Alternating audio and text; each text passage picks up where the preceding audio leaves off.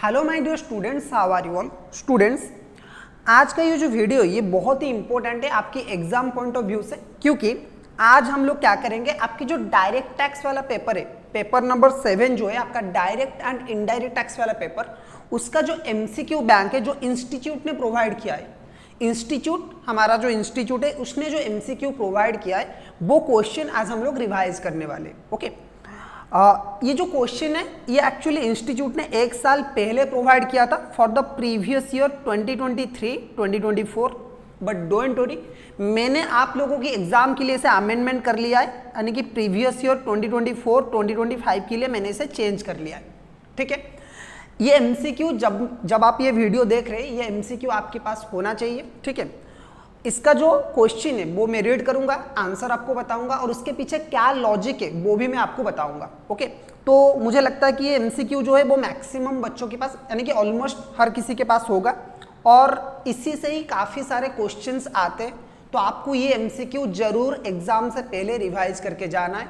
अगर आप खुद रिवाइज नहीं कर सकते, कुछ एमसीक्यूज में आपकी डाउट है, तो हम क्या करेंगे, इस वीडियो के थ्रू आपका वो डाउट क्लियर करेंगे। ठीक है, तो ये वीडियो को आपको पूरा देखना है। ओके, इसमें मैं आपको एक बता दूं कि direct tax and indirect tax दो पेपर है, तो इस वाले वीडियो में हम सिर्फ डायरेक्ट टैक्स कवर करें जिसमें 76 एमसीक्यूज है।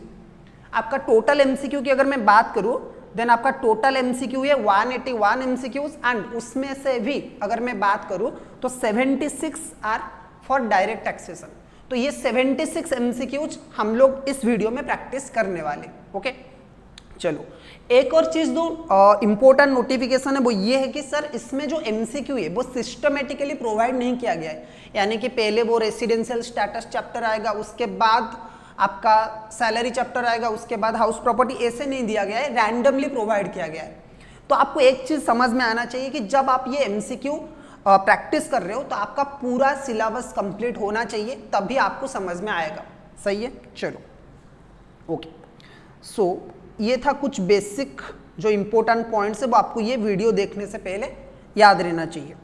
अब हम लोग स्टार्ट करेंगे हमारा पहला एमसीक्यू। ओके, पहला एमसीक्यू हमारा स्टार्ट होता है एमसीक्यू नंबर 1 और ये एमसीक्यू जो है ये बेसिक चैप्टर से। ठीक है, इसमें क्या बोल रहा है, बोल रहा है charging of income of the previous year in the same year is not mandatory. देखो सर क्या बोल रहा है, ये बहुत ही सिंपल चीज है। आपका सेक्शन 4 जो है charging section of income tax, वो क्या बोलता है सर, वो बोलता है कि income of the previous year, जो आपका प्रीवियस ईयर का इनकम है, हमारा जो प्रीवियस ईयर है यहाँ पे हम लिख लेते हैं, हमारा प्रीवियस ईयर है 2024 एंड 2025 एंड हमारा असेसमेंट ईयर है फॉर ईयर एग्जामिनेशन 2025 एंड 2026। ये दोनों हमें याद रहना चाहिए बिल्कुल। और हमारे लिए जो फाइनेंस एक्ट एप्लीकेबल है, फाइनेंस एक्ट जो हमारे लिए एप्लीकेबल है वो है फाइनेंस एक्ट 2024। ये तीन चीजें तो बेसिक चीजें है सर, बिल्कुल। तो इसमें ये बोल रहा है कि आपका सेक्शन 4 जो बेसिक में आपने पढ़ा होगा वो ये बोलता था कि income of A previous year is assessed in the assessment year, यानी कि प्रीवियस ईयर का इनकम सर असेसमेंट ईयर में टैक्स लगेगा। प्रीवियस ईयर में आपने जो भी इनकम किया है उसका टैक्स आपको देना पड़ेगा असेसमेंट ईयर में, या फिर उसका असेसमेंट होगा असेसमेंट ईयर में। लेकिन इसमें कुछ एक्सेप्शन थे इस रूल का, जिसमें नंबर 1 पे आपका था कि अगर कोई नॉन रेसिडेंट एसेसी एंगेज है शिपिंग बिजनेस में। ठीक है, दूसरा आपका था अगर कोई पर्सन इंडिया छोड़ के जा रहा है फॉर ए लॉन्ग पीरियड। तीसरा आपका था अगर कोई ऑर्गेनाइजेशन शॉर्ट फॉर्म के लिए ड्यूरेशन में आ रहा है। ठीक है, उसके बाद था अगर कोई पर्सन अपनी प्रॉपर्टी ट्रांसफर करना चाहता है और टू अवॉइड टैक्स और लाइकली टू अवॉइड टैक्स। तो इसमें ये बोल रहा है कि भाई इनमें से कौन सा वाला जो रूल है वो मैंडेटरी नहीं है कि उस ईयर का इनकम उसी ईयर में ही टैक्सेबल होगा। यानी कि अगर हमने प्रीवियस ईयर 2024-2025 में कोई इनकम अर्न किया है तो वो सिर्फ उसी ईयर में टैक्सेबल होगा, ये कौन से केस में मैंडेटरी नहीं है। तो इसका जो राइट आंसर होगा वो होगा डिसकंटिन्यू ऑफ बिजनेस। अगर डिसकंटिन्यूएशन ऑफ बिजनेस है तो उसमें क्या होगा, ये असेसमेंट ईयर का इनकम, सॉरी प्रीवियस ईयर का इनकम सेम प्रीवियस ईयर में असेस नहीं होगा, ऐसा कोई मैंडेटरी नहीं है। सपोज कोई बिजनेस है वो क्या हो रहा है, कभी स्टार्ट हो रहा है फिर उसके बाद थोड़े दिन के बाद फिर बंद हो जा रहा है, तो उसके केस में असेसमेंट ईयर प्रीवियस ईयर अलग हो सकते हैं। तो ये था पहला क्वेश्चन का answer. Charging of income for the previous year in the same year is not mandatory for discontinuation of business. Okay, उसके बाद जो क्वेश्चन है वो है रेसिडेंशियल स्टेटस का। AB was born in England, AB जो एक पर्सन है वो इंग्लैंड में बॉर्न हुआ है, ठीक है, एबी इंग्लैंड में बॉर्न हुआ है। His parent were born in India इन 1952, उसके जो पेरेंट्स है वो 1952 में इंडिया में बॉर्न हुए थे। उसके जो ग्रैंड पेरेंट्स थे वो साउथ अफ्रीका से थे। तो उसका रेसिडेंशियल स्टेटस और उसका स्टेटस क्या होगा, ठीक है, क्या वो एक पर्सन ऑफ इंडियन ओरिजिन होगा? पहला ऑप्शन है कि पर्सन ऑफ इंडियन ओरिजिन, दूसरा ऑप्शन है कि फॉरेन नेशनल, तीसरा है अफ्रीकन आर्टिफिशियल पर्सन, चौथा है सिटीजन ऑफ इंडिया। तो आर्टिफिशियल पर्सन तो किसी भी एंगल से सर नहीं होगा, सिटीजन ऑफ इंडिया तो वो हुए ही नहीं क्योंकि वो इंग्लैंड में बॉर्न हुआ है, ठीक है। पर्सन ऑफ इंडियन ओरिजिन और फॉरेन नेशनल ये दोनों आ जाते हैं। देखो, person of Indian origin students बनने के लिए जो क्राइटेरिया वो ये है कि आपके पास कभी ना कभी, आपके पास लाइफ में कभी ना कभी इंडिया का पासपोर्ट होना चाहिए, ये है नंबर 1। दूसरा है या तो आपके पेरेंट्स या फिर आपके grand parents, both paternal and maternal, या तो आपकी पेरेंट्स या तो आपके ग्रैंड पेरेंट्स, इन दोनों में से कोई भी अनडिवाइडेड इंडिया में पैदा होना चाहिए। यानी कि 1947 से पहले जब इंडिया डिवाइड नहीं हुआ था, जब इंडिया एक सेपरेट स्टेट बना, जो पाकिस्तान अलग हो गया ना, तो 1947 से पहले पहले आपके पेरेंट्स को इंडिया में पैदा होना चाहिए, तब जाके आप क्या बनोगे, एक पर्सन ऑफ इंडियन ओरिजिन बनोगे। तो यहाँ पे राइट आंसर सर क्या होगा? यहाँ पे जो राइट आंसर है स्टूडेंट्स वो है फॉरेन नेशनल, ठीक है। तो यहाँ पे जो राइट आंसर है वो क्या होगा? फॉरेन नेशनल होगा, सही है। उसके बाद चलिए नंबर 3 question, income accruing in Japan and received there is taxable in hands in case of. देखो, अगर कोई इनकम सर जापान में रिसीव हो रहा है और वो वहीं पे जापान में अर्न हो रहा है और वहीं पे रिसीव हो रहा है, तो ये किसके हाथ में टैक्सेबल होगा? ये किसके हाथ में टैक्सेबल होगा? ये इंपॉर्टेंट पॉइंट है। तो देखो, अगर कोई भी इनकम आउटसाइड इंडिया में रिसीव हो रहा है एंड आउटसाइड इंडिया में अर्न हो रहा है, तो मैंने आपको बताया था रेसिडेंशियल स्टेटस के रिवीजन चैप्टर में कि ये सिर्फ और सिर्फ ordinarily resident and ordinarily resident के हाथ में टैक्सेबल होगा। तो एक बार हम ऑप्शन देख लेते, क्या है options. Number 1, resident and ordinarily resident, both resident and ordinarily resident and resident and not ordinarily resident, यानी कि ROR एंड RNOR। यहाँ पे बोल रहे हैं कि both resident and non resident, and last वाला बोल रहा है कि नॉन रेसिडेंट। तो आपको राइट आंसर पता है sir, option A is right answer. क्यों? क्योंकि अगर इंडिया में कोई भी इनकम अर्न नहीं हो रहा है एंड वो बाहर रिसीव हो रहा है और बाहर ही अर्न हो रहा है, तो वो सिर्फ एक ही पर्सन के हाथ में टैक्सेबल होगा, that is resident and ordinarily resident. Right sir, बिल्कुल। नंबर 4 के बारे में बात करते हैं। Out of the following which one is not A capital receipt. Sir, इनमें से कौन सा कैपिटल रिसिप्ट नहीं है? ठीक है, कौन सा एक कैपिटल रिसिप्ट नहीं है? Dividend on investment, bonus share, sale of know how, compensation for vacating business place. Sir, ये तो बहुत ही सिंपल है। डिविडेंड जो है वो तो एक रिकरिंग नेचर का इनकम है, ठीक है, वो एक रेवेन्यू रिसिप्ट है, क्योंकि आप शेयर में इन्वेस्टमेंट करते हो और शेयर में जो प्रॉफिट आता है वो आपको डिविडेंड प्रोवाइड किया जाता है। So dividend income is the right answer for question number 4। उसके बाद बोल रहा है कि which of the following is a casual income. Number 5 वाला जो क्वेश्चन है वो ये बोल रहा है कि which of the following is a casual income. Casual income sir कौन सा है? डिविडेंड इनकम नहीं है सर, ये तो कैजुअल इनकम बिल्कुल नहीं है। इंटरेस्ट रिसिप्ट ये भी नहीं है, पेंशन रिसिप्ट ये भी नहीं है, तो बचा कौन सा? Winning from lotteries. So right answer is your winning from lotteries, ये है कैजुअल इनकम। ओके, उसके बाद चलते हैं which of the following receipt is not included in the income under the head income from income tax act 1961। बोल रहे कि इनमें से कौन सा इनकम टैक्स के अंडर इनकम के डेफिनेशन में नहीं आएगा। इनमें से कौन सा इनकम के डेफिनेशन में नहीं आएगा? तो नंबर 1 पीजीबीपी का इनकम, सर बिल्कुल आएगा इनकम के हेड में, इसमें तो एक हेड है हमारा, ठीक है। Profit in leave of salary, profit in leave of salary sir क्या आएगा? क्या इनकम के डेफिनेशन में? बिल्कुल आएगा। उसके बाद आता है डिविडेंड या इनकम, सर ये भी आएगा, इनकम फ्रॉम अदर सोर्सेस में टैक्स लगेगा। उसके बाद है रीएम्बर्समेंट ऑफ ट्रैवलिंग एक्सपेंसेस, तो ये वाला जो है ना ऑप्शन डी, ये है राइट आंसर, क्योंकि ये नहीं आएगा इनकम में, क्योंकि ये आपका इनकम नहीं है, ये तो एक एक्सपेंसेस है ना। आपने रीएम्बर्स किया है ट्रैवल एक्सपेंसेस को, आपने क्या किया है? सपोज आपके एम्प्लॉय ने ट्रैवल किया है, आप उसे ट्रैवलिंग एक्सपेंसेस रीइंबर्समेंट कर रहे हो, ठीक है, ये एक इनकम सोर्स में नहीं आएगा, ठीक है। या फिर ऐसा हुआ है कि मेरे लिए मैं ट्रैवल कर रहा हूं और मेरा एम्प्लॉयर मुझे ट्रैवलिंग एक्सपेंसेस रीइंबर्स कर रहा है, तो ये इनकम सोर्स में नहीं आएगा, okay. A person is said to be person of Indian origin. कब हम एक पर्सन को person of Indian origin sir बोलेंगे, कब हम एक पर्सन को पर्सन ऑफ इंडियन ओरिजिन बोलेंगे? सो क्या बोल रहे हैं ऑप्शन नंबर 1, आइदर ही और his parents were born in undivided India, अगर वो या फिर उसके पेरेंट्स अनडिवाइडेड इंडिया में पैदा हुए, आइदर ही और his siblings were born in undivided India, either वो या फिर उसके रिलेटिव्स वगैरह सिबलिंग्स वगैरह जो है वो अनडिवाइडेड इंडिया में पैदा हुआ है, आइदर ही और हिज पेरेंट्स और either of his grandparents were born in undivided India और he was born in India. तो ऑप्शन अभी अभी मैंने डिस्कस किया था कि एक पर्सन ऑफ इंडियन ओरिजिन बनने के लिए पहला कंडीशन क्या है कि इंडिया में आपके पेरेंट्स या तो वो खुद या फिर उसके पेरेंट्स या फिर उसके ग्रैंड पेरेंट्स इनमें से कोई भी अगर अनडिवाइडेड इंडिया में 1947 से पहले इंडिया में पैदा हुआ है तो वो क्या होगा, पर्सन ऑफ इंडियन ओरिजिन बन जाएगा, ओके। सो ऑप्शन 7 का जो राइट आंसर है वो है सी, ठीक है। चलो सर ऑप्शन डी के बारे में हम लोग बात करेंगे, option D. Sorry option D बोल रहा हूँ, क्वेश्चन नंबर डी के बारे में, क्वेश्चन नंबर 8 के बारे में बात करेंगे। Income received in India in the previous year is taxable in hands of. अगर कोई भी इनकम इंडिया में रिसीव हुआ है प्रीवियस ईयर में तो वो किसके हाथ में सर टैक्सेबल होगा?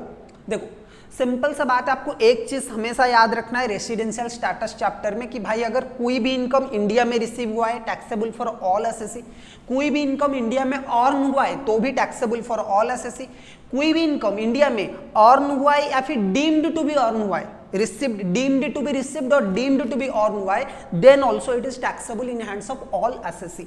सो यहाँ पे हमारा जो राइट आंसर है, आंख बंद करके ले लो, all assessee irrespective of residential status. जो भी रेसिडेंशियल स्टेटस हो उस पर्सन का, इंडिया में अगर कोई भी इनकम रिसीव हुआ है during the current previous year then it's fully taxable in hands of all SSC, okay. Question number 9 के बात करते हैं। क्वेश्चन नंबर 9 क्या बोल रहे हैं? An individual is said to be resident in India. India में कोई पर्सन को हम रेसिडेंट कब बोलेंगे? सर रेसिडेंट बोलने के लिए तो सिंपल सा दो ही कंडीशन है, दो बेसिक कंडीशन है, दोनों में से कोई एक बेसिक कंडीशन अगर आप सेटिस्फाई करते हो देन आप रेसिडेंट बन जाओगे। तो दोनों में से पहला बेसिक कंडीशन कौन है? एज पर सेक्शन 6 सबसेक्शन 1 पहला कंडीशन है assessee must be stay in India for 182 days और more during the current previous year. Assessee India में करंट प्रीवियस ईयर में 182 डेज या फिर उससे ज्यादा दिन रहना चाहिए। दूसरा क्या है कि करंट ईयर में 60 डेज, करंट ईयर में 60 डेज एंड लास्ट 4 इयर्स में 365 डेज रहना चाहिए। तो यहाँ पे अगर हम ऑप्शन देखें, क्या बोल रहा है कि he has a house in India, नहीं होना चाहिए। दूसरा बोल रहा है कि he is in India for A previous year of, he is in India in the previous year for a period of 182 days और मोर, ये वाला तो सही लग रहा है। एक और चीज बोल रहा है he is in India for a period of 30 days, for a period of 30 days, नहीं यहाँ पे क्या होना चाहिए था? 60 डेज होना चाहिए था। 30 डेज और more during the previous year and 365 days और more during the 4 years immediately preceding the previous year. तो ये भी सर हमारा क्या है? गलत है। And his parents are Indian citizen, गलत है। तो राइट आंसर कौन सा? ये वाला सर, जो हमारा पहला बेसिक कंडीशन है assessee must be stay in India for 182 days और more during the current previous year. So right answer जो हमारा वो है B, B is the right answer, ठीक है। सो ये थे पहले हमारे 9 क्वेश्चंस, ठीक है, डन सर। आगे चलते दूसरे पेज में आ जाइए, आप लोग भी अपने दूसरे पेज में आ जाइए। चलो क्वेश्चन नंबर 10 क्या बोल रहा है sir? The incidence of tax depend on the, एक पर्सन की इंसिडेंस ऑफ टैक्स सर किसके ऊपर डिपेंड करता है? एक पर्सन का इंसिडेंस ऑफ टैक्स किसके ऊपर डिपेंड करता है? तो बहुत ही सिंपल सा पॉइंट है सर, जब हम रेसिडेंशियल चैप्टर पढ़ते हैं तो उसका पहला पॉइंट यही है कि एक पर्सन का जो इनकम है, एक पर्सन का जो इनकम है या फिर टैक्सेशन है वो डिपेंड करता है उसके रेसिडेंशियल स्टेटस के ऊपर। सो नंबर 1 ऑप्शन क्या है? Residential status of the employee SSC, accommodation of the SSC, citizenship of the SSC, marital status of the SSC. All 3 options are incorrect and the right answer is residential status of an SSC. ठीक है। Question number 11 की अगर हम बात करें, which of the following is an agricultural income? क्या बोल रहे हैं कि इनमें से कौन सा एग्रीकल्चरल इनकम है? इनमें से कौन सा एग्रीकल्चरल इनकम है? Dividend paid by a company to its share holder out of agricultural income, ठीक है। अगर कोई पर्सन, अगर कोई कंपनी है और वो अपने शेयर होल्डर्स को डिविडेंड प्रोवाइड कर रहा है फ्रॉम एग्रीकल्चरल इनकम, क्या ये है सर? नहीं, बिल्कुल नहीं है। Share of the profit of a partnership firm engaged in the agricultural operation, sir क्या ये हो सकता है क्या? इसके बारे में हम सोचेंगे। Income from the supply of water by an SSC from a tank in agricultural land, ये तो बिल्कुल नहीं है। Interest received by a money lender in the form of agricultural produce, ये भी नहीं है सर। तो ये कौन सा? ये वाला हो जाएगा कि share of the profit of a partner from a firm engaged in the agricultural operation. अगर कोई फार्म है, पार्टनरशिप फार्म है जो एग्रीकल्चरल ऑपरेशन में एंगेज है, ठीक है, तो उसका जो प्रॉफिट मिलता है, उसका जो शेयर ऑफ प्रॉफिट मिलता है पार्टनर को, वो क्या होगा? एग्रीकल्चरल इनकम ट्रीट किया जाएगा, ठीक है। उसके बाद आता है 13 number, income from the sapling shall be consider as.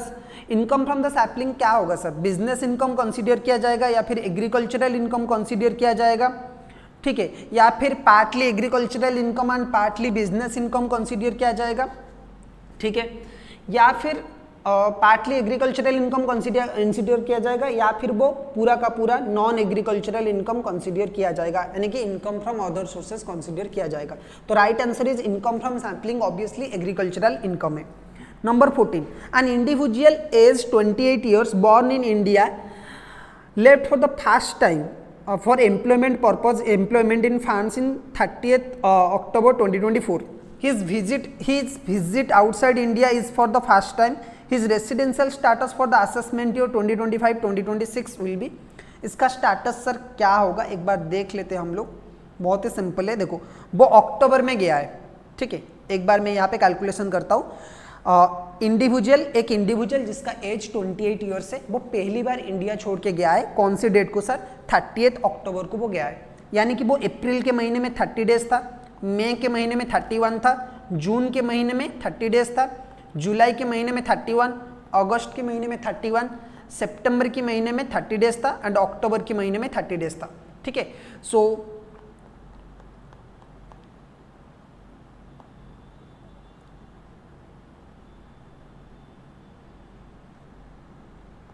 212 days वो टोटल था हमारे पास, ठीक है, 213 डेज, ओके। तो एज पर आवर रूल, देखो हमारा जो बेसिक कंडीशन रूल है ना रेसिडेंशियल स्टेटस का, वो क्या बोलता है? सिंपली बोलता है कि SSC must be stay in India for 182 days और मोर। सो अगर 182 डेज या फिर उससे ज्यादा कोई भी पर्सन इंडिया में स्टे करता है तो उसे हम रेसिडेंट ट्रीट करेंगे।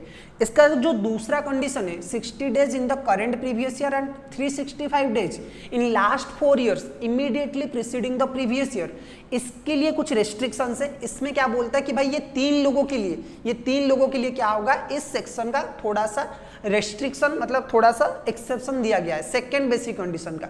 और उसमें एक टाइप के पर्सन है जो पर्सन एम्प्लॉयमेंट पर्पज के लिए इंडिया छोड़ के बाहर को जाते हैं, ठीक है। इंडिया छोड़ के जो बाहर कंट्री, मतलब दूसरे कंट्री में जाते हैं ना, ठीक है, उनके लिए क्या है, ये रूल एप्लीकेबल नहीं होगा। तो कोई अगर फॉरेन कंट्री जा रहा है फॉर एम्प्लॉयमेंट पर्पस तो उसके लिए सेकंड बेसिक कंडीशन एप्लीकेबल नहीं होगा, लेकिन फर्स्ट बेसिक कंडीशन आज इट इज एप्लीकेबल होगा। तो ये जो इंडिविजुअल है ना, ये एक्चुअली में इंडिया में 213 डेज रहने के बाद इंडिया छोड़ के गया है, तो इसका स्टाटस क्या होगा, रेसिडेंट एंड ऑर्डिनरीली रेसिडेंट, क्योंकि ये पहले कभी इंडिया छोड़ के नहीं गया है और ये बोथ एडिशनल कंडीशन भी फुलफिल कर रहा है एंड एक बेसिक कंडीशन भी फुलफिल कर रहा है। तो इस वजह से इसका जो स्टाटस होगा वो होगा resident and ordinarily resident, okay. Number 15 की अगर बात करें, income of 3 lakh is received in Sri Lanka by an ordinary resident but later on 50,000 is remitted to India. तो अगर ऑर्डिनरीली रेसिडेंट है, एक पर्सन है ऑर्डिनरीली रेसिडेंट जिन्होंने 3 लाख रुपए श्रीलंका में अर्न किया, ठीक है, उसके बाद 50,000 इंडिया को रेमिट कर लिया। सर क्या टैक्सेबल कितना होगा? आंसर है जो भी ऑर्डिनरीली रेसिडेंट इंडिया में, जो भी ऑर्डिनरीली रेसिडेंट पूरे दुनिया में अर्न करता है वो पूरा का पूरा इंडिया में टैक्सेबल होगा, इसलिए 3 लाख जो है वो पूरा का पूरा टैक्सेबल है।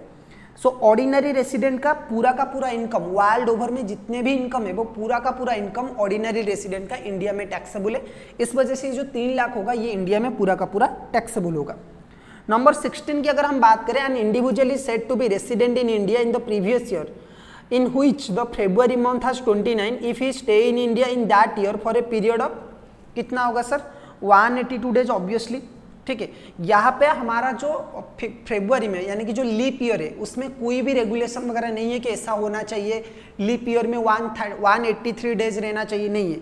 सिंपल सा एक ही बेसिक रूल है जो बोलता है कि अगर एसएससी 182 डेज या फिर उससे ज़्यादा स्टे करता है तो ही वो रेसिडेंट है। तो चाहे वो एक नॉन लीप ईयर हो या चाहे वो एक लीप ईयर हो, दोनों ही केस में रूल सेम है। तो 16 का भी आंसर क्या होगा, ए होगा 16 का आंसर। सेक्शन 17 सॉरी सेक्शन बोल रहा हूँ, क्वेश्चन 17 की अगर हम बात करें, mister x is engaged in growing and manufacturing T in India, his income from this activity is 1,40,000, his agricultural income will be. देखो इंडिया में जैसे कि कुछ क्रॉप्स है जैसे कि टी, कॉफी, रबर, ठीक है, इनके लिए गवर्नमेंट ने स्ट्रेटली बोला है कि भाई देखो इतने % एग्रीकल्चर का इनकम होगा एंड इतने % क्या होगा आपका बिजनेस का इनकम होगा। टी के केस में वो कितना है 60-40 का, ठीक है। टी केस में क्या है कि 60% is your agricultural income and 40% is your business income. तो इस केस में क्या होगा, देखो हमारा 1,40,000 है टोटल इनकम, उसमें से 60% जो है वो आपका क्या होगा एग्रीकल्चरल इनकम होगा। तो 60% स्टैंड्स फॉर 84,000, ठीक है, this is your agricultural income. Which of the following is not taxable under salary? इनमें से कौन सा सैलरी हेड में टैक्सेबल नहीं होगा? Remuneration paid to the lecturer of a college for setting of a question paper by the university, salary received by member of the parliament, ठीक है, commission received by an employee of a director of a company, both 1 and 2 above। देखो क्या बोल रहा है, बहुत ही simple है, ये बोल रहा है कि इनमें से सर कौन सा सैलरी हेड में टैक्सेबल नहीं होगा, सैलरी हेड में कौन सा इनकम टैक्सेबल नहीं होगा। सैलरी हेड में टैक्सेबल होने के लिए स्टूडेंट्स रूल क्या है कि 2 कंडीशन फुलफिल होना चाहिए। Number 1, there must be an employer employee relationship between payer and payee, payer and payee के बीच में सर एम्प्लॉयर एम्प्लॉय रिलेशनशिप होना चाहिए, ये है number 1 condition. Number 2 condition is payer must be paid as employer capacity, payer जो है ना वो पे को पे करना चाहिए एज एम्प्लॉयर कैपेसिटी। सो यहाँ पे देखो अगर रेमुनेरेशन कोई लेक्चर को मिल रहा है for setting of paper of university का जो क्वेश्चन पेपर है वो पेपर सेट करने के लिए किसी को अगर मिल रहा है तो वो सर आईओएफएस में टैक्सेबल होगा, ठीक है। सैलरी ऑफ द पार्लियामेंट, देखो पार्लियामेंट में जो भी एमपी एमएलएज है उन्हें जो भी सैलरी मिलता है क्योंकि उनका कोई भी एम्प्लॉयर नहीं है तो वो क्या होगा, ये भी सर आईओएफएस में टैक्सेबल होगा, ठीक है। लेकिन अगर कोई डायरेक्टर है और वो एम्प्लॉय डायरेक्टर है, एम्प्लॉय डायरेक्टर मतलब सर एमडी बोल सकते हो या फिर डब्ल्यूटीडी बोल सकते हो, या तो वो एमडी है या तो वो डब्ल्यूटीडी है, जो एम्प्लॉय डायरेक्टर है जो regularly as a employee company का काम करते हैं, तो इनका जो सैलरी होगा ये आईएफएस यानी कि सैलरी हेड में टैक्सेबल होगा। सो आपका जो ऑप्शन है वो राइट आंसर है, वो है D, both option 1 and option 2। ये जो दोनों है ना ये भी आईएफएस में टैक्सेबल होगा और ये भी आईएफएस में टैक्सेबल होगा, तो ये दोनों सैलरी हेड में टैक्सेबल नहीं होंगे, ओके। उसके बाद चलते हैं question number 19। If a domestic servant is engaged by the employer and salary is paid by him the perquisite, देखो मैंने आपको बोला था कि जहां पे सैलरी में जो परक्विजाइट्स है ना, अगर कोई भी बेनिफिट एम्प्लॉयर डायरेक्टली एम्प्लॉय को प्रोवाइड करता है, खुद की एफर्ट से प्रोवाइड करता है, तो वो सिर्फ और सिर्फ स्पेसिफाइड एम्प्लॉय के हाथ में टैक्सेबल होगा। तो अगर डोमेस्टिक सर्वेंट एम्प्लॉयर प्रोवाइड करता है और उसका रेम्यूनरेशन वगैरह भी एम्प्लॉयर पे करता है तो वो टैक्सेबल होगा only in hands of specified employee. So only in hands of specified employee, C is the right answer, okay. उसके बाद चलते 20। Which of the following is taxable in the heads of salary? इनमें से कौन सा salary head में taxable होगा? Salary received by member of legislative assembly यानी कि MLA, commission received by the employee director of a company, family pension, both A and B. देखो यहाँ पे सिंपल सा पॉइंट है कि आप पे जो कमीशन रिसीव्ड हो रहा है ना, यहाँ पे इनमें से कौन सा सैलरी हेड में टैक्सेबल होगा? देखो ये तो सर आईएफएस में टैक्सेबल होगा क्योंकि एमपी एमएलए को जो सैलरी है वो तो सैलरी हेड में आता ही नहीं है क्योंकि उनकी कोई भी एम्प्लॉयर नहीं है। फैमिली पेंशन जो मिलता है वो भी आईएफएस में से टैक्सेबल होगा क्योंकि ये तो एम्प्लॉय के जो लीगल हायर्स है, जो उसकी विडो है या फिर उसकी जो चिल्ड्रंस है लीगल हायर्स, उन्हें मिलता है, तो एम्प्लॉयर एम्प्लॉय रिलेशनशिप नहीं है। अभी अभी हमने बात किया था कि जो एम्प्लॉय डायरेक्टर होते हैं यानी कि एमडी और डब्ल्यूटीडी, उनका सैलरी हेड में टैक्सेबल होता है। तो ये जो ऑप्शन बी है वो है राइट आंसर, ठीक है। सो यहाँ पे जो हमारा राइट आंसर होगा सर ये होगा हमारा right answer, commission received by an employee director of a company, this is your right answer, okay. So already हमने 20 क्वेश्चन स्टूडेंट्स कवर कर लिया है, ठीक है। उसके बाद चलते हैं नेक्स्ट 10 क्वेश्चन तक, ओके। चलो चलो चलो, ओके। ये भी सैलरी का ही क्वेश्चन है। Who among of the following is a specified employee, इनमें से कौन स्पेसिफाइड एम्प्लॉय है। देखो स्पेसिफाइड एम्प्लॉय का 3 ही क्राइटेरिया था। नंबर 1, वो कंपनी का डायरेक्टर होना चाहिए, तो वो स्पेसिफाइड एम्प्लॉय है। दूसरा है कंपनी में जो उसका शेयर है वो 10% से ज्यादा होना चाहिए, 10% से ज्यादा होना चाहिए, तो वो एक स्पेसिफाइड एम्प्लॉय है। या फिर उसका जो सैलरी है वो एनुअली 50,000 से ज्यादा होना चाहिए, या फिर उसकी जो सैलरी वो एनुअली 50,000 से ज्यादा होना चाहिए, तो वो एक स्पेसिफाइड एम्प्लॉय है। तो इनमें से कौन सा स्पेसिफाइड एम्प्लॉय होगा सर? देखो आपका ये वाला अगर पॉइंट में ले लूं, director of a company and employee drawing a salary of 15,000 per month, ये दोनों होगा। ये वाला एप्लीकेबल नहीं होगा क्योंकि यहाँ पे देखो वोटिंग पावर सिर्फ 10% है। आपको स्पेसिफाइड बनने के लिए कितना चाहिए सर? 20% का वोटिंग पावर चाहिए, ठीक है। तो ये वाला आंसर गलत है, सॉरी ये वाला आंसर सही है। Option D is the right answer, okay. Both option 1 and option 2। Specified employee होने के लिए 3 कंडीशन है। Director of a company, voting power of the employee including the share of his relative 20% होना चाहिए, एंड उसकी जो सैलरी है per annum कितना होना चाहिए? 50,000 से ज्यादा होना चाहिए। तो यहाँ पे उसकी सैलरी कितना है? 15,000 पर मंथ है। तो ऑब्वियसली ये वाला क्राइटेरिया टिक हो रहा है एंड ये वाला क्राइटेरिया टिक हो रहा है, राइट। Done sir, okay. उसके बाद चलते हैं question number 22। Net annual value of a self occupied house property treated as dash. देखो क्या बोल रहे हैं कि अगर कोई हाउस प्रॉपर्टी है जो कि सेल्फ ऑक्युपाइड है तो उसका नेट एनुअल वैल्यू कितना लेना चाहिए सर? ऑब्वियसली सर हमें पता है नील लेना चाहिए, क्योंकि net annual value of a self occupied house property will always treated as nil. तो ये है हमारा राइट आंसर बी, ठीक है। चलो सर, ए house property located outside India. देखो हाउस प्रॉपर्टी अगर आउटसाइड इंडिया में लोकेटेड है, अगर हाउस प्रॉपर्टी आउटसाइड इंडिया में लोकेटेड है तो उसके केस में सर क्या होगा? ये सॉरी 1 मिनट, अगर हाउस प्रॉपर्टी आउटसाइड इंडिया में लोकेटेड है तो क्या होगा सर? देखो मैंने आपको बताया था कि अगर हाउस प्रॉपर्टी आउटसाइड इंडिया में लोकेटेड है तो इसके 2 ट्रीटमेंट है। अगर एसएससी एक ऑर्डिनरीली रेसिडेंट है तो उसका रेंट ऑलवेज टैक्सेबल होगा। अगर मैं एक ऑर्डिनरीली रेसिडेंट हूं और मेरा हाउस प्रॉपर्टी आउटसाइड इंडिया में लोकेटेड है तो जो भी रेंट मिला चाहे वो कहीं पे भी मिले, ठीक है, वो इंडिया में टैक्सेबल होगा। लेकिन अगर मैं एक नॉट ऑर्डिनरीली रेसिडेंट हूं या फिर नॉन रेसिडेंट हूं तो उस केस में क्या होगा? अगर मैंने रेंट इंडिया में रिसीव किया है तो ही वो इंडिया में टैक्सेबल होगा, ठीक है। तो ऑप्शंस क्या है? यहां पे बोल रहे taxable in hands of all SSC, यहां पे बोल रहा है taxable in hands of all SSC, taxable in hands of non resident SSC, taxable in hands of resident and ordinarily resident SSC, exempted from the tax. तो answer is ये taxable, option C जो है वो है right answer, taxable in hands of ordinarily resident SSC. Question number 24 में चलते हैं sir. Following assessees can consider a house property as following assessees can consider a house property as self occupied. इनमें से कौन सा पर्सन सेल्फ ऑक्युपाइड का benefit house property का ले सकता है? तो भाई उसमें जो जिसमें इंसान रहते हैं वही सिर्फ सेल्फ ऑक्युपाइड के बेनिफिट ले सकते हैं, यानी कि individual and HUF is the right answer.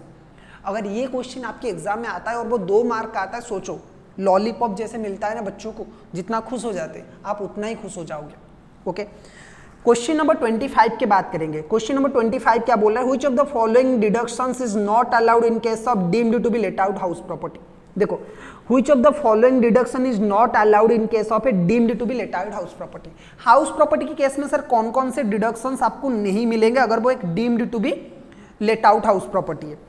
तो इसमें देखो न्यू कंस्ट्रक्शन अलाउंसेस अगर कुछ मिला है तो वो, रिपेयर, वैकेंसी अलाउंसेस, देखो ये तीनों ही नहीं मिलेंगे। तो all of the above is right answer, क्योंकि हाउस प्रॉपर्टी में सर सिर्फ 2 ही डिडक्शन मिलते हैं। हाउस प्रॉपर्टी में सिर्फ 2 ही डिडक्शन मिलते हैं for late out house property. Number 1 is section 24A में स्टैंडर्ड डिडक्शन जो होता है एनएबी का 30%, ओके। सेक्शन 24A में आपको एक डिडक्शन मिलता है जो है standard deduction which is 30% of NAB, okay.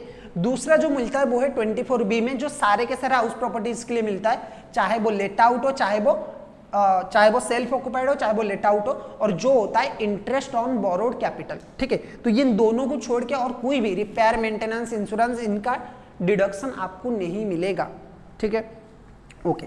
Which of the following is not allowed as deduction for computation of business income, इनमें से कौन सा सर बिजनेस इनकम के लिए डिडक्शन आपको नहीं मिलेगा? Which of the following is not allowed as deduction for computation of business income. देखो क्या बोल रहा है, loss income due to theft in the factory after working hours, anticipated future losses, loss caused by white ants, loss caused by white ants, loss due to accident, fire in stock in trade. देखो business में sir सारे के सारे losses PGBP section के under, PGBP के under business में जितने भी लॉसेस है वो सब कुछ मिलेगा, लेकिन फ्यूचर एंटिसिपेटेड लॉसेस का डिडक्शन आपको नहीं मिलेगा। ठीक है, बिजनेस में कभी भी पीजीबीपी के अंडर कभी भी प्रोविजन फॉर डाउटफुल डेप्ट या फिर प्रोविजन फॉर लॉस जो होता है ना, उसका डिडक्शन यहाँ पे नहीं मिलता है। तो एंटिसिपेटेड फ्यूचर लॉस है, ये आपको नहीं मिलेगा। So right answer is anticipated future loss. Okay sir, चलो उसके बाद चलते हैं, the preliminary expenses can be amortised under income tax act has been restricted to dash of the cost of the project. यहाँ पे भी आपको पता है कि प्रिलिमिनरी एक्सपेंसेस जो होता है सेक्शन 35D में, पीजीबीपी का जो सेक्शन है वो है section 35D। Section 35D stands for preliminary expenses. ये क्या बोलता है कि भाई देखो दो तरह की कंपनीज है जिन्हें प्रिलिमिनरी एक्सपेंसेस का बेनिफिट मिलेगा, एक है अदर एसएससी और एक है इंडियन कंपनी। ठीक है, इंडियन अदर एसएससी जो है इनके लिए क्या रूल है, एक्चुअल प्रिलिमिनरी एक्सपेंसेस और 5% of the cost of the project. और जो इंडियन कंपनी उनके लिए क्या रूल है, एक्चुअल प्रिलिमिनरी एक्सपेंसेस और 5% of the cost of the project और कॉस्ट ऑफ द प्रोजेक्ट और capital employed whichever is higher. तो capital employed and cost of the project दोनों में से जो हायर होगा उसका 5% लेना है और उससे कंपेयर करना है एक्चुअल प्रिलिमिनरी एक्सपेंसेस में। तो दोनों ही केस में 5% जो है वो है राइट आंसर। ओके, उसके बाद चलते हैं expenditure on promotion of family planning allowances, family planning allowances as deduction under section 36(1)(ix) of the income tax is in case of, देखो expenditure on promotion of family planning in is an allowances as deduction under section 36(1)(ix) of the income tax act in case of, बोल रहे कि family planning allowances जो है उसके deduction sir किसे मिलेगा, expenditure for promoting family planning allowances. तो ये मिलेगा सिर्फ और सिर्फ कंपनीज वालों को और किसी को नहीं मिलेगा। ठीक है, ये सिर्फ और सिर्फ कंपनीज वालों को मिलेगा। क्वेश्चन नंबर 29 की अगर मैं बात करूं, in case of loss a partnership firm में claim deduction in respect of remuneration to the partner to the extend of, देखो अगर कंपनी में लॉस चल रहा है ना तो पार्टनरशिप फर्म कितने तक सर रेम्यूनरेशन क्लेम कर सकता है, तो इसमें जो है वो है 1,50,000 और actual remuneration whichever is lower, actual remuneration और 1,50,000 व्हिच वन इज लोअर, इन दोनों में से जो भी लोअर होगा वो आपको डिडक्शन मिलेगा। सो यहाँ पे जो राइट आंसर है वो है कंपनी और ये है ऑप्शन बी 1,50,000 और actual remuneration whichever is lower. Section 30 की अगर मैं बात करूँ, under section 54, sorry question number 30 की अगर मैं बात करूँ, under section 54 capital gain will be allowed as exemption if the house property under transfer is held for, देखो जो हमारा कैपिटल गेन है ना, कैपिटल गेन में जो एग्जेम्पशन मिलता है सेक्शन 54 में, सर ये एग्जेम्पशन क्यों मिलता है, देखो अगर आपका एक long term residential house property था, आपने उसे ट्रांसफर किया, बदले में आप इंडिया में एक हाउस प्रॉपर्टी खरीद रहे हो तो आपको डिडक्शन मिलेगा। तो sir long term house property अगर आप बेच रहे हो तभी आपको डिडक्शन मिलेगा, और ये लॉन्ग टर्म हाउस प्रॉपर्टी हम कब बोलेंगे, तो लॉन्ग टर्म कैपिटल एसेट होने के लिए कोई भी हाउस प्रॉपर्टी या फिर कोई भी इमूवेबल प्रॉपर्टी को 24 मंथ मिनिमम स्टे, मतलब 24 मंथ एसएससी मिनिमम होल्ड करना चाहिए। तो यहाँ पे जो राइट आंसर होगा वो होगा for more than 24 month preceding the date of transfer. 24 month से अगर आपने ज्यादा रखा है तो उस केस में क्या होगा, उसे लॉन्ग टर्म हम लोग ट्रीट करने वाले हैं। ठीक है, personal effect do not cover the following, personal effect इनमें से सर कौन सा नहीं आता है, इमूवेबल प्रॉपर्टी, ड्रॉइंग्स, ज्वेलरी। मैं बोलूं देखो पर्सनल एसेट में क्या बोलते हैं, इनकम टैक्स वाले बोलते हैं कि देखो जो भी आप मूवेबल प्रॉपर्टी यूज करते हो वो आपका आएगा पर्सनल इफेक्ट में, इमूवेबल प्रॉपर्टी नहीं आएगा। लेकिन मूवेबल में भी ये जो 6 आइटम्स है ना वो भी आपकी पर्सनल एसेट में नहीं आएंगे। कौन कौन से सर है? Jewellery, drawing, painting, sculpture, archaeological collection and any other work of art. Jewellery, drawing, painting, sculpture, archaeological collection and any other work of art, ये जो 6 आइटम्स है ये पर्सनल एसेट में नहीं आएंगे। बाकी के जो आपकी इमूवेबल प्रॉपर्टी है वो भी आपके पर्सनल एसेट में नहीं आएंगे। इन्हें छोड़ के जो भी बचा वो क्या होगा? पर्सनल एसेट में आएंगे। तो यहाँ पे मैं बोलूँ option all of the above is the right answer. ठीक है सर, डन। तो हमने 31 क्वेश्चन स्टूडेंट्स कवर कर लिया। अब चलते हैं नेक्स्ट में और वहाँ पे हम लोग कवर करेंगे 41 तक। चलो sir, profit on sale of rural agricultural land, इसका क्या होगा? क्वेश्चन नंबर 32 ये बोलता है कि profit on sale of rural agricultural land, rural agricultural not taxable as it is agricultural income, not taxable under capital gain but taxable under the income from other sources, not taxable as rural agricultural land is not considered as a capital asset, taxable if it is compulsorily acquired। देखो बहुत ही simple सा point है students कि जो rural agricultural asset है, जो rural agricultural asset है वो कोई भी कैपिटल एसेट नहीं है, क्योंकि कैपिटल एसेट में रूरल कैपिटल एसेट की डेफिनेशन के अंडर में रूरल एग्रीकल्चरल लैंड नहीं आता है। इस वजह से ये क्या होगा? टैक्सेबल नहीं होगा अंडर कैपिटल गेन। ठीक है, कैपिटल गेन में ये टैक्सेबल नहीं होगा क्योंकि ये कैपिटल एसेट में ट्रीट नहीं किया जाता है। ठीक है, लेकिन आपकी इंस्टीट्यूट की अगर मैं आंसर देखूँ ना स्टूडेंट्स, इनकी इंस्टीट्यूट के आंसर में जो राइट आंसर बताया, मतलब ऑप्शन में जो आंसर दिया गया है वो ये दिया गया है।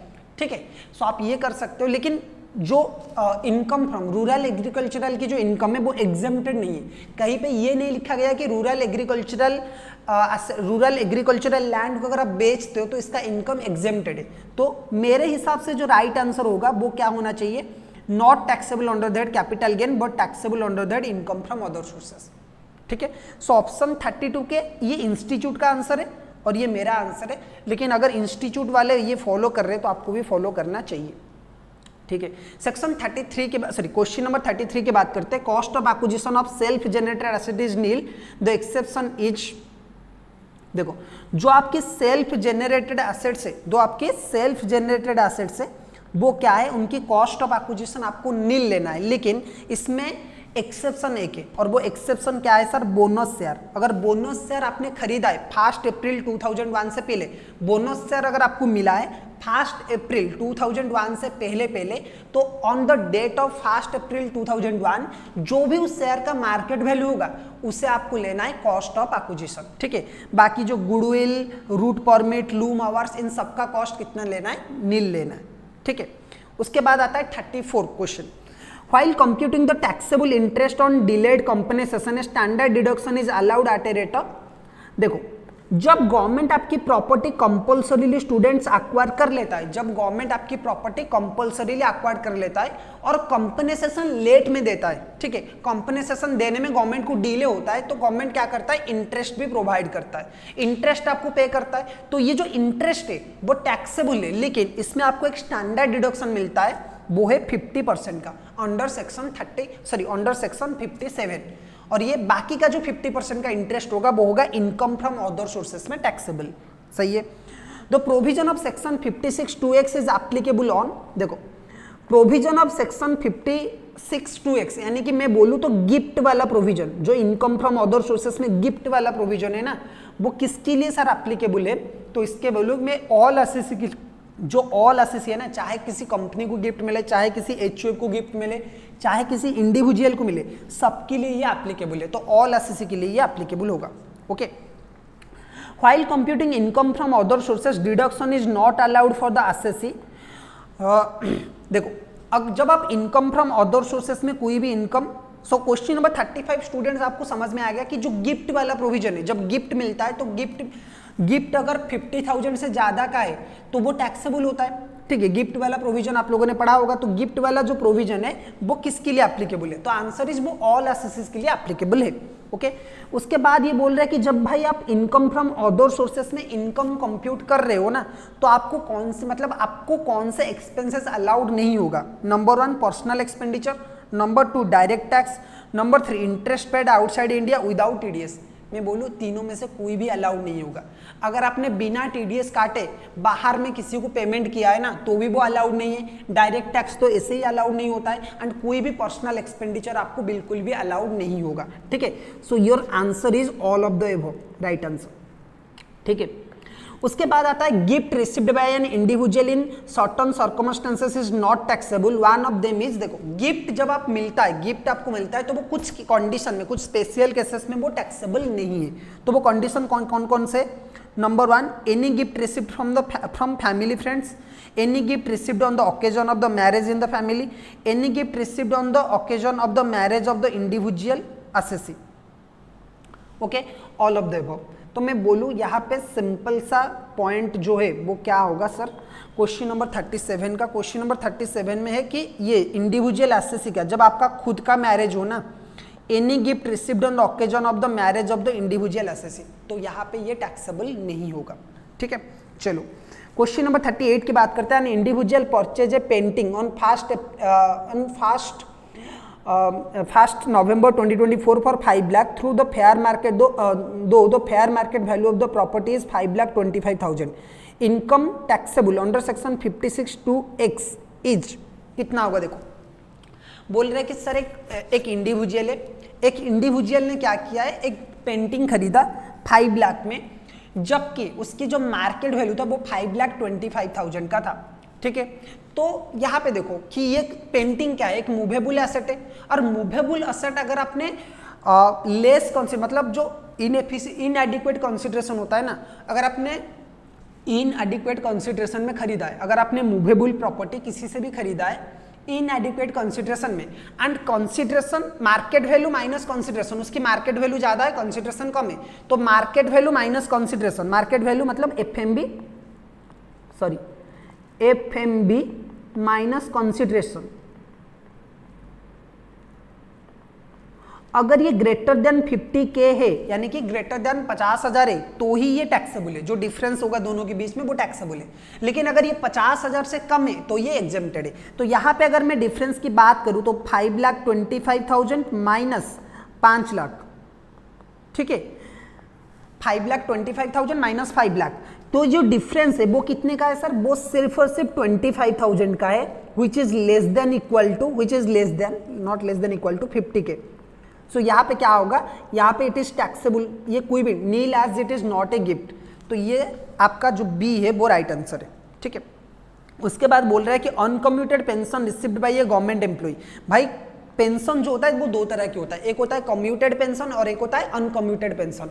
अनकम्यूटेड पेंशन जो होता है वो होता है मंथली पेंशन, जो आपको रेगुलरली मिलता जाता है, और ये अनकम्यूटेड पेंशन किसी के हाथ में भी एग्जेम्प्टेड नहीं है, सबको इसमें टैक्स देना है, चाहे वो एक गवर्नमेंट एम्प्लॉय हो चाहे वो एक प्राइवेट एम्प्लॉय हो। So uncommuted pension received by a government employee is taxable.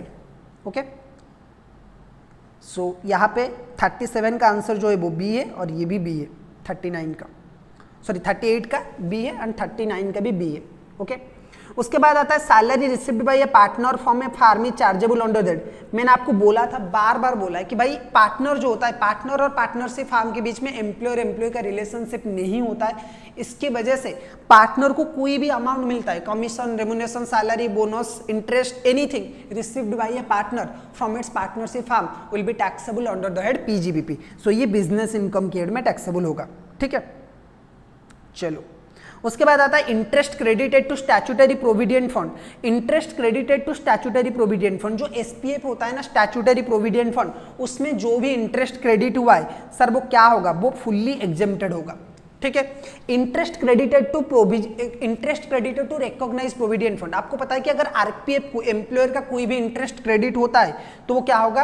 Up to 9.5% of the salary जो है ना वो क्या होगा? एग्जेम्प्टेड होगा। साल में 9.5% ऑफ द सैलरी तक वो एग्जेम्प्टेड होगा।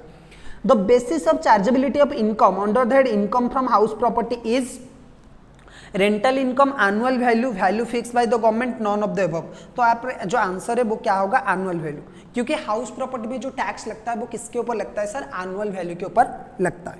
ठीक है, सो हमने 43 तक आंसर कंप्लीट कर लिया है। ओके ओके सर, चलो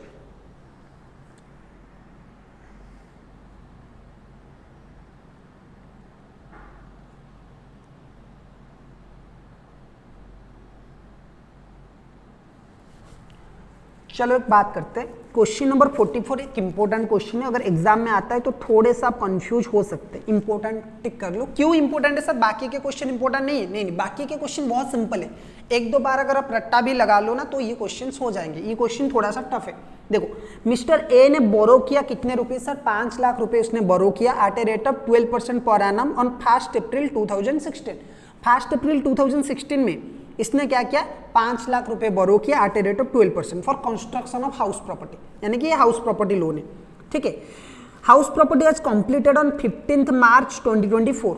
15 मार्च 2024 में हाउस प्रॉपर्टी कंप्लीट हो गया। ठीक है, the amount is still unpaid, the deduction on account of interest for the previous year, sir यहाँ पे प्रीवियस ईयर है 24-25 साल भी, प्रीवियस ईयर 24-25 के लिए आपको कितना डिडक्शन मिलने वाला है? देखो, हाउस प्रॉपर्टी में 2 पीरियड होते हैं sir, interest on borrowed capital में 2 पीरियड होता है। एक होता है pre construction period, pre construction,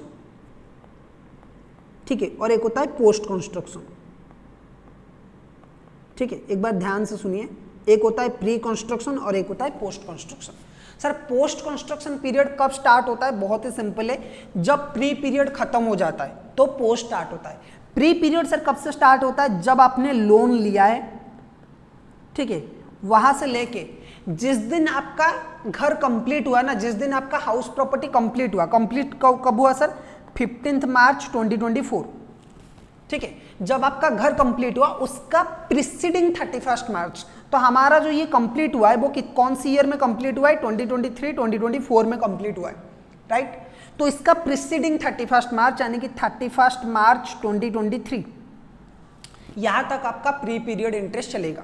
so post period sir कब से चलेगा? पोस्ट पीरियड चलेगा आपका 1 अप्रैल 2023 से। ठीक है, बिल्कुल सर। तो उस हिसाब से हमारा जो प्री कंस्ट्रक्शन का इंटरेस्ट आएगा, प्री कंस्ट्रक्शन का जितना भी इंटरेस्ट आएगा वो कितने में डिवाइड होगा सर? वो 5 इक्वल इंस्टॉलमेंट में डिवाइड होगा। ठीक है, तो प्री कंस्ट्रक्शन पीरियड का इंटरेस्ट कितना आएगा? Pre construction interest,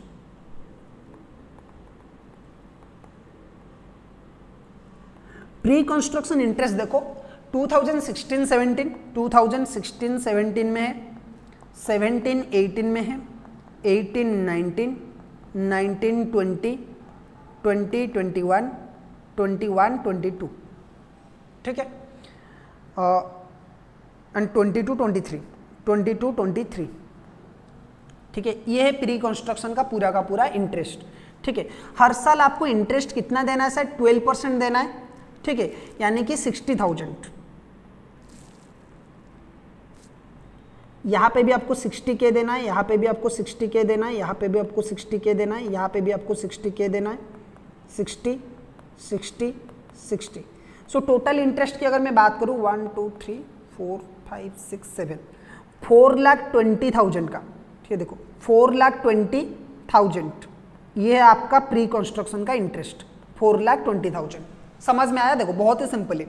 pre construction का मतलब सर क्या है? प्री कंस्ट्रक्शन का मतलब है, प्री कंस्ट्रक्शन पीरियड का मतलब जब आपने लोन लिया वहां से ये पीरियड स्टार्ट होता है, लोन टेकन और construction begin whichever is later, जो डेट बाद में आता है। तो यहाँ पे हमें सिर्फ लोन का डेट दिया हुआ है, वहां से लेके जब आपका कंस्ट्रक्शन कंप्लीट हुआ, जिस साल आपका कंस्ट्रक्शन कंप्लीट हुआ उस साल का प्रीसीडिंग 31 मार्च। तो हमारा कंस्ट्रक्शन कंप्लीट हुआ है 15 मार्च 2024, तो उसका प्रीसीडिंग ईयर क्या होगा? 31 मार्च 2023। ओके, तो यहां तक हमारा प्री पीरियड इंटरेस्ट चलेगा जो कि है 4,20,000 का। ठीक है सर, पोस्ट कंस्ट्रक्शन पीरियड का इंटरेस्ट कितना है? वो तो सिंपल है 60,000, क्योंकि हर साल का इंटरेस्ट कितना है? 60,000 का। तो यहाँ पे प्री का जो इंटरेस्ट होगा वो क्या होगा? 4,20,000, ये 5 में डिवाइड हो जाएगा, 5 में डिवाइड हो जाएगा। तो 5 में डिवाइड होगा तो कितना होगा? 4,20,000 divided by 5। So 4,20,000 divided by 5, 4,20,000 divided by 5। So ये आ रहा है 84। ठीक है, ये 84,000 है और प्री कंस्ट्रक्शन पीरियड का कितना है? 60,000 है। दोनों को जरा ऐड कर लेते हैं सर। ठीक है, तो आंसर कितना आपका आएगा? चलो एक बार देख लेते क्या ये ऑप्शन में है सर। एक मिनट देख लेते क्या बोल रहा है। ए borrowed 5 lakh at 12% per annum on 1st April 2016 for construction of house property which has completed. The interest amount, the deduction on account of interest for the previous year 2025 to 2024 2025 साल भी कितना होगा सर? इनमें से कितना होगा सर ओरिजिनली? चलो देखते एक बार।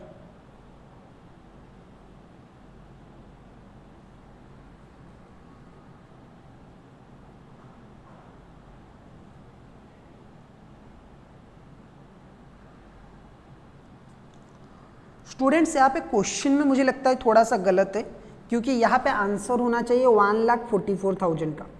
ठीक है, या तो ये जो प्री कंस्ट्रक्शन पीरियड में कुछ गलती दिया हुआ है, ठीक है, तो ये क्वेश्चन गलत है, क्योंकि हमारा प्री कंस्ट्रक्शन पीरियड कितना आ रहा है 4,20,000 का, तो ये 84,000 एंड ये 60,000 ऐसा कुछ आने वाला है। यहाँ पे क्वेश्चन में कोई गलत है, तो ये वाला क्वेश्चन थोड़ा सा मार्क कर लीजिए आप। ओके, उसके बाद आता है question number 45, sum received by an employer from key man insurance policy taken on the life of the employee shall be. देखो मैंने आपको बताया था कि की मैन इंश्योरेंस पॉलिसी में अगर कोई भी पैसा एम्प्लॉयर को मिलता है तो वो पीजीबीपी के हेड में टैक्सेबल होगा, अगर एम्प्लॉय को मिल रहा है तो वो सैलरी हेड में टैक्सेबल होगा, एंड एम्प्लॉय की लीगल हेयर्स को अगर मिल रहा है तो वो क्या होगा आईओएफएस में टैक्सेबल होगा। ठीक है, तो यहाँ पे अगर एम्प्लॉयर को पैसा मिल रहा है तो वो क्या होगा टैक्सेबल होगा under that PGBP, taxable under that business and profession. ठीक है, चलो ओके। सेक्शन 46 क्या बोल रहा है? The cost of acquisition of shares under employee stock option scheme. देखो एम्प्लॉय स्टॉक ऑप्शन स्कीम यानी कि इस सब में जो भी आपको शेयर मिला है उसका कॉस्ट ऑफ एक्विजिशन कितना होना चाहिए सर? बहुत ही सिंपल है कि जब एम्प्लॉय स्टॉक ऑप्शन प्लान किसी भी पर्सन को मिलता है तो वो एक होता है कि जिस दिन उसे ऑफर मिला वहां से एक पर्टिकुलर पीरियड तक उसे सॉल्व करना पड़ता है, और एम्प्लॉय जिस दिन एलिजिबल हो जाता है उस दिन जो भी मार्केट प्राइस होता है वो मार्केट प्राइस आपका क्या होगा परक्विजाइट ट्रीट किया जाएगा। अगर एम्प्लॉय से कुछ पैसा लिया गया है तो वो क्या होगा माइनस किया जाएगा, यानी कि market value of the stocks on the date of exercising the option minus any amount received from the employee, ये होगा परक्विजाइट में टैक्सेबल। तो जो भी मार्केट प्राइस होगा एक्सरसाइज डेट में वो क्या होगा कॉस्ट ऑफ एक्विजिशन हो जाएगा for employee for computing capital gain.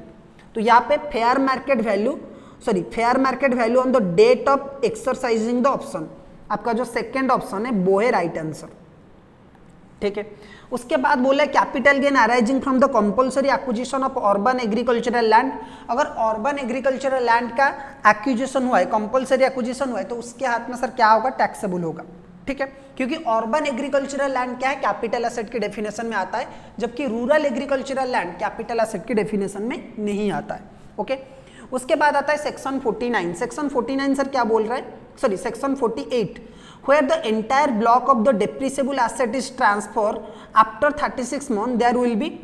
देखो डेप्रिसिएबल एसेट सर एक ऐसा एसेट ना, सॉरी डेप्रिसिएबल एसेट एक ऐसा एसेट है जिससे आप कितने भी दिनों के बाद बेचो वह हमेशा क्या होगा शॉर्ट टर्म कैपिटल एसेट ही होगा। ठीक है, मतलब depreciable asset always short term capital asset treat किया जाता है, तो उसे अगर आप बेचोगे ना जितने भी दिनों के बाद बेचिए वो क्या होगा शॉर्ट टर्म कैपिटल गेन या फिर शॉर्ट टर्म कैपिटल लॉस में आएगा, तो ये होगा short term capital guess.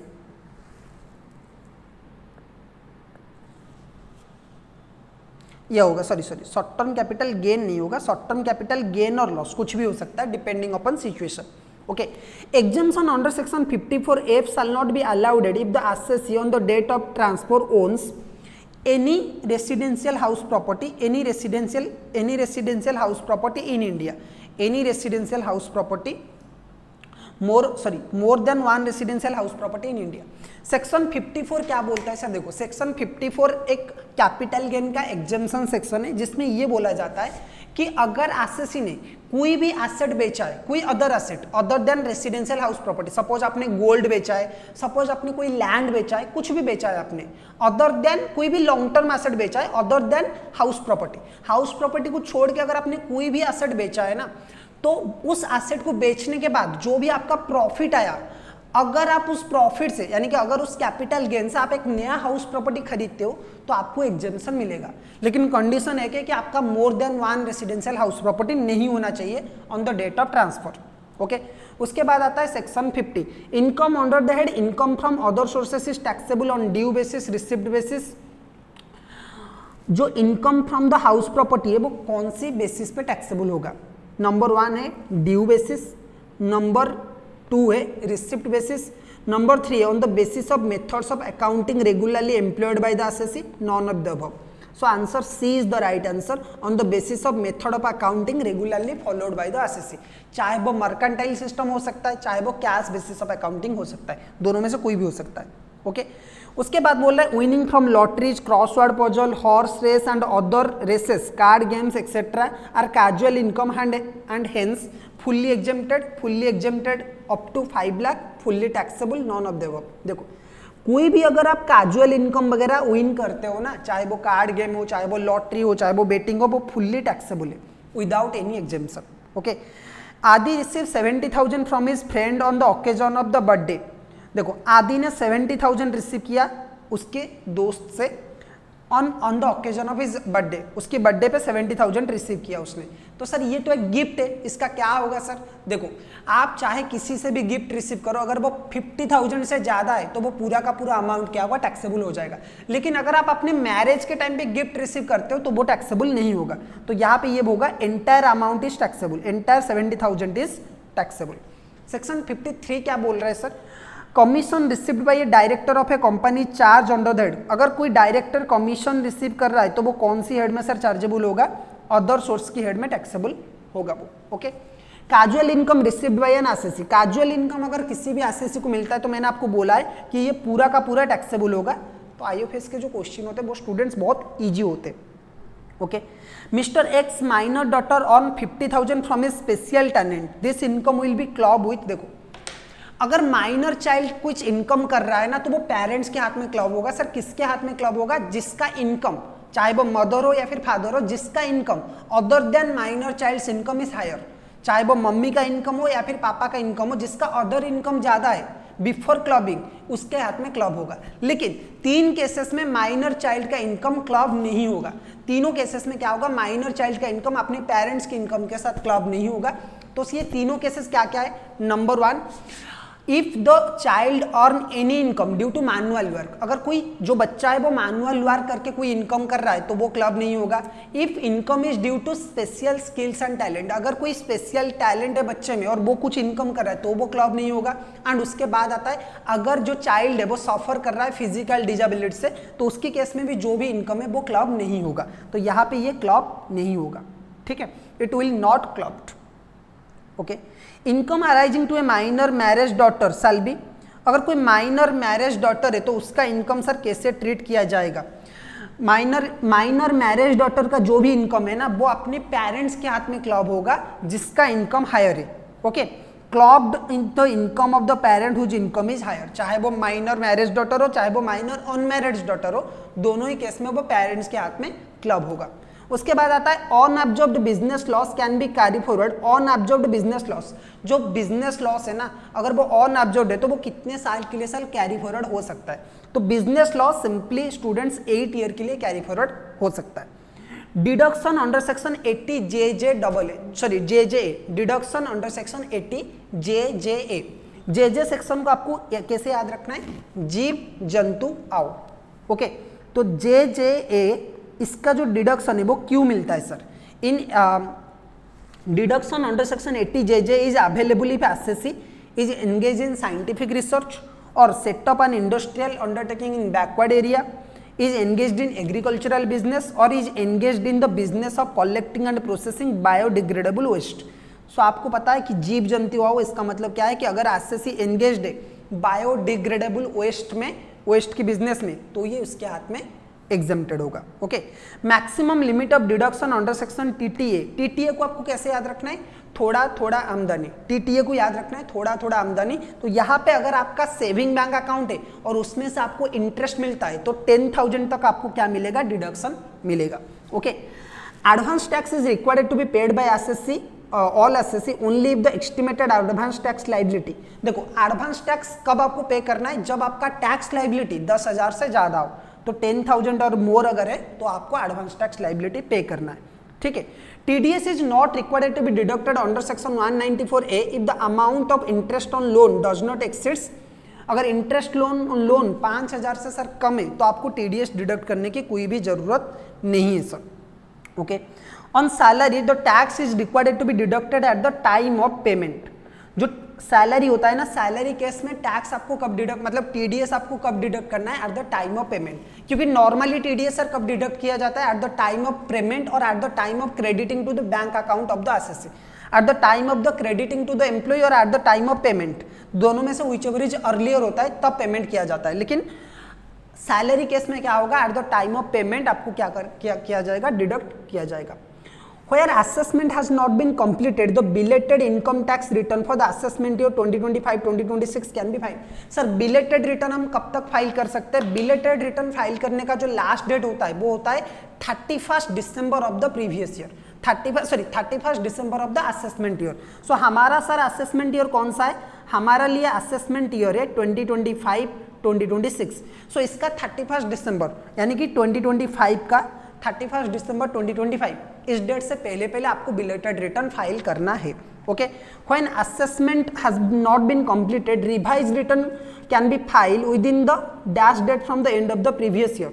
With in, देखो जो रिवाइज रिटर्न है सर आपको कितने दिनों के अंदर अंदर, and of the financial year के अंदर अंदर आपको फाइल करना चाहिए? तो आंसर है 9 मंथ, क्योंकि इसका भी जो ड्यू डेट है वो कौन सा है? 31 दिसंबर 2025।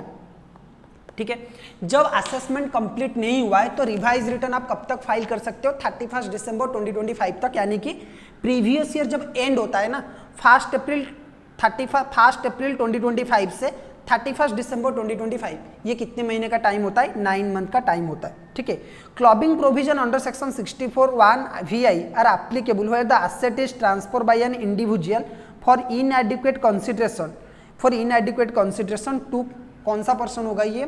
To son's wife.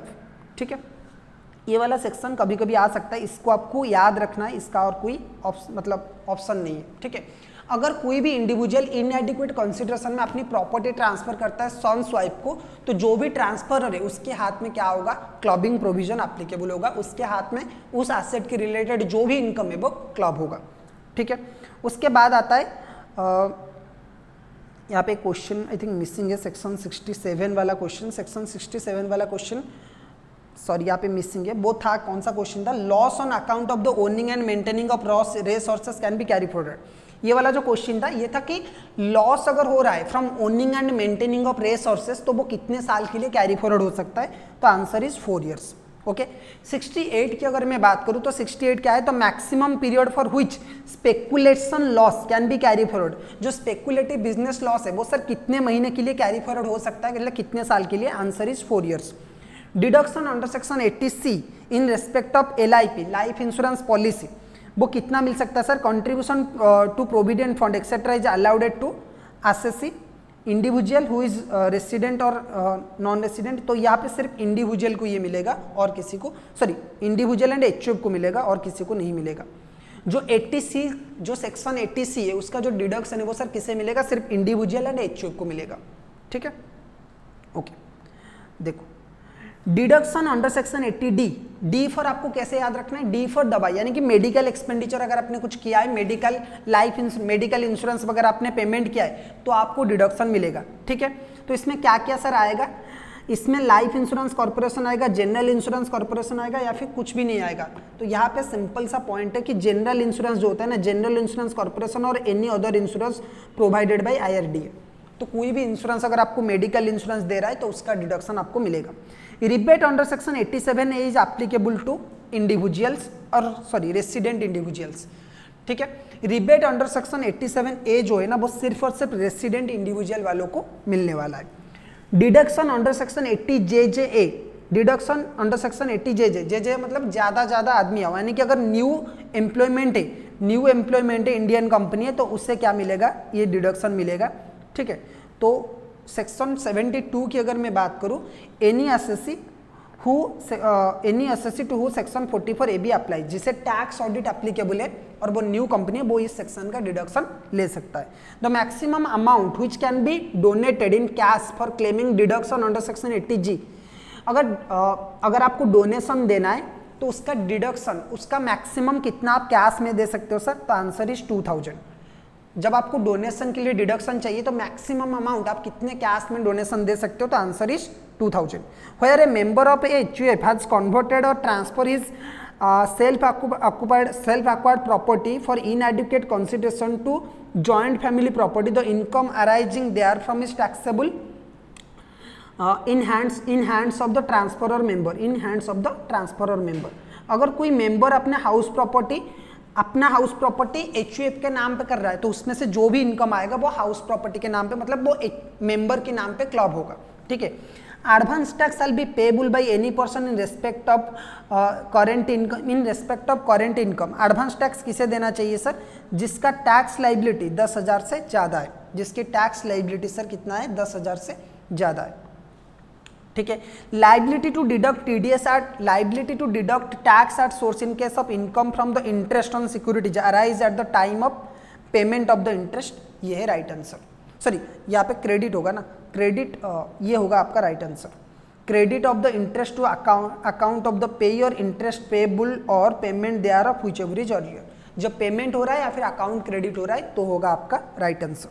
सो यहाँ पे हमारा जो MCQ है स्टूडेंट्स वो खत्म हो रहा है. ठीक है. तो ये सिर्फ और सिर्फ DT के MCQ थे. ओके. उसके बाद मैं क्या करूंगा, आपके लिए कॉस्टिंग का MCQ भी लाने वाला हूं, जो कि 2-3 वीडियो में पार्ट में होगा, क्योंकि ये DT का MCQ था, इसमें GST वाला पार्ट भी है. इस वजह से क्या है कि GST के जो हमारे अदर टीचर्स है वो GST के MCQ लाएंगे, लेकिन मैं सिर्फ DT पढ़ाता हूँ आप लोगों को, तो सिर्फ इस वजह से मैं DT का MCQ ला रहा हूँ. इसके बाद मैं कॉस्टिंग का MCQ लाने वाला हूँ. आपको क्या करना है, इस वीडियो को पूरा देखना है. इस MCQ जो बैंक है, MCQ बैंक है जो इंस्टीट्यूट का, उसमें से कभी कभी 4-5 क्वेश्चंस आ जाते हैं, कॉपी पेस्ट 4-5 क्वेश्चन आ जाते हैं, तो इसे आपको कंसीडर करना चाहिए. इसके साथ साथ जो आपकी पास्ट ईयर MCQ है ना, पास्ट, अगर आपके पास स्कैनर वगैरह है तो उसमें से भी आप MCQ कर सकते हो. एंड आपकी जो बुक में MCQ प्रोवाइड किया गया है उसमें से भी आप MCQ क्या कर सकते हो, सॉल्व कर सकते हो, या फिर आप CA के मटेरियल भी फॉलो कर सकते हो. ठीक है.